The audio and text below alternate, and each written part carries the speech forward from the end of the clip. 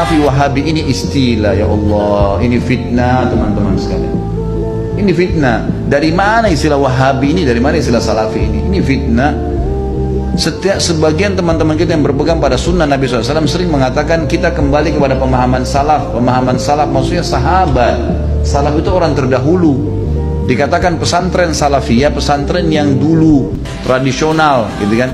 Jadi itu pemahaman kembali kepada salaful ummah. Hanya itu. Begitu dikatakan kembali kepada salaf, sahabat, oh ini kelompok salafi namanya. Nisbatkan. Dari mana ini penisbatan ini, gitu kan? Kemudian wahabi. Apa wahabi ini? Dari mana istilah ini? Ini keluar dari mulut orang-orang yang tidak bertanggung jawab. Kalau kita lihat cirinya orang wahabi, yang dianggap wahabi orangnya berjenggot, jalankan sunnah Nabi. Kalau sholat ke masjid, istrinya pakai tutup aurat.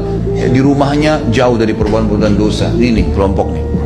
Diolok-olok, wahabilah. Saya pernah dimasukkan dalam grup, gitu kan.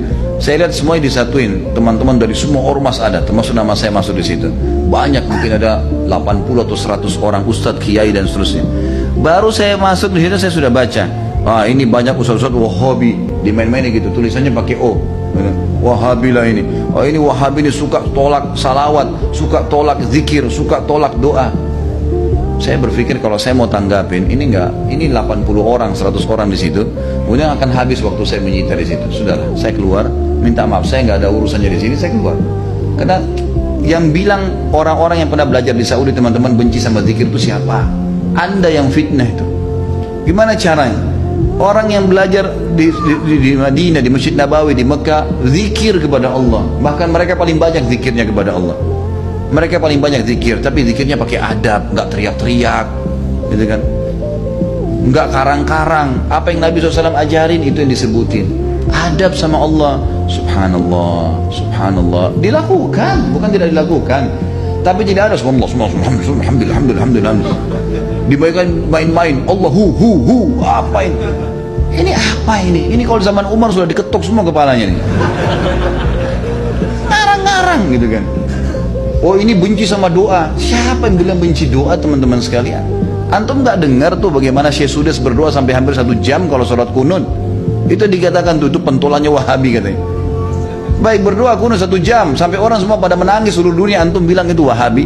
Ini subhanallah, ini benci doa itu namanya ajib. Sesuatu yang aneh gitu. Bagi saya tuduhan-tuduhan yang tidak beralasan sama sekali, nggak beralasan nih. Yang penting dari Saudi wahabi, gitu kan? Saya sampai waktu mau berangkat ke Saudi, awal saya mau belajar tahun 90, teman-teman ayah saya sempat titip pesan dari kota Makassar, Khalid, nanti kamu ke Saudi, ambil ilmunya tapi jangan jadi wahabi.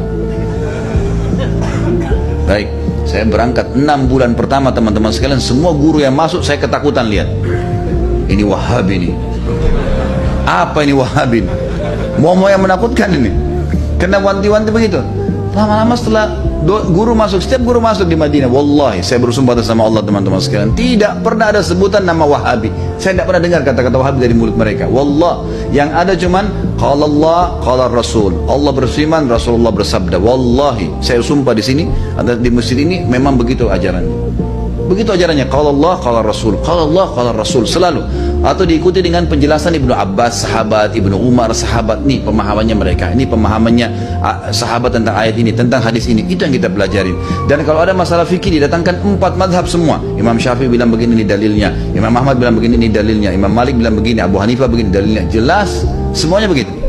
Setelah 6 bulan saya berpikir, kok saya harus takut dengan orang-orang seperti ini ilmu semua disampaikan, gitu kan? Ilmu semua. Dan bagaimana mempertemukan antara ambil ilmunya, jangan jadi wahabi. Bagaimana memahami?